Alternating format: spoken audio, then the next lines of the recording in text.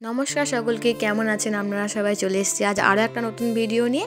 আশা করি সবাই অনেক ভালো আছেন ও সুস্থ আছেন। আজকের রেসিপি হচ্ছে গিলেমেটে কষা। তো ফার্স্টেই আমি গিলেমেটেগুলোকে ছোটো ছোটো করে পিস করে নিয়েছি, যাতে এর মধ্যে ভালোভাবে মশলাটা ঢুকতে পারে। আর ফ্রিজ থেকে বার করার পর আমি এর মধ্যে একটু সর্ষের তেল ও হলুদ গুঁড়ো দিয়ে আমি ম্যারিনেট করে কিছুক্ষণের জন্য রেখে দিয়েছি।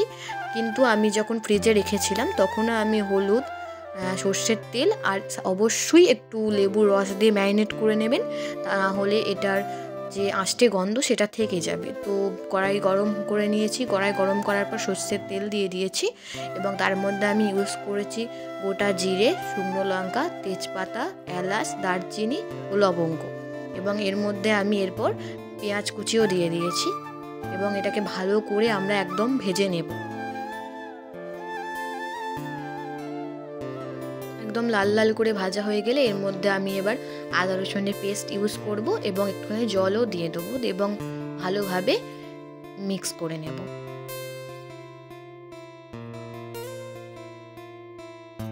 এবার আমি এর মধ্যে যে রেগুলার মশলাগুলো হয়, যেমন হলুদ গুঁড়ো, লঙ্কা গুঁড়ো, জিরে গুঁড়ো, ধনে গুঁড়ো, সেগুলো দিয়ে দেবো। আমি শুধুমাত্র জিরে গুঁড়োটাই ইউজ করেছিলাম। আর এর মধ্যে একটুখানি কাশ্মীরি লঙ্কার গুঁড়োও দিয়ে নেবো, যাতে রেসিপির রঙটা সুন্দর আসে। এবং এটাকে ভালোভাবে মিক্স করে নেব আর মশলাটাকে ভালোভাবে কষিয়ে নেব। আর আমি এর মধ্যে একটুখানি টমেটো কেচাপও ইউজ করেছি। আমি কাঁচা টমেটোও ইউজ করেছি, কারণ আমার মনে হয় কাঁচা টমেটো দিলেও একটুখানি টমেটো কেচাপ দিলে নাকি রান্নার টেস্ট আর একটু বাড়ে। তো আমি সবসময় এটা ইউজ করি। আর যেহেতু কাঁচা টমেটো দিলাম, আমি এর মধ্যে একটুখানি নুন দিয়ে দিলাম, যাতে টমেটোটা ভালোভাবে কুক হয়ে যায়। এবার আমি একটু ঢাকা দিয়েও একটুখানি কষিয়ে নিলাম। দেখতেই পাচ্ছ কি পরিমাণ তেল বেরিয়ে গেছে এ থেকে। এবং যেহেতু আমাদের মশলা একদম রেডি, তো এর মধ্যে আমি এবার গিলেমেটেগুলো দিয়ে দিলাম আর ভালোভাবে মিক্স করে নিচ্ছি। আর গিলেমেটেটাকেও আমি ভালোভাবে একটুখানি কিছুক্ষণের জন্য কষিয়ে নেব, যদি কোনো আষ্টে গন্ধ থাকে সেটা যাতে চলে যায়।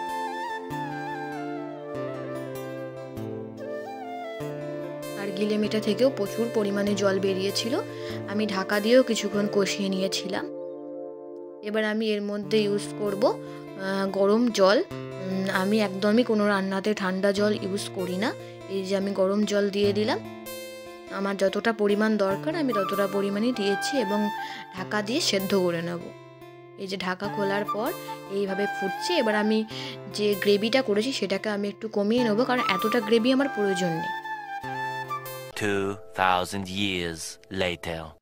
এই যে এটা আমাদের লাস্ট, তো এইখানে আমার এই গ্রেভিটা মনে হচ্ছে ঠিক আছে।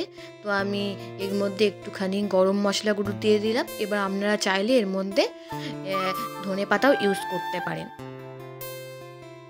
আমাদের গিলেমেটে কষা একদম রেডি। আমার তো পার্সোনালি খুব ভালো লেগেছে গিলেমেটে কষা।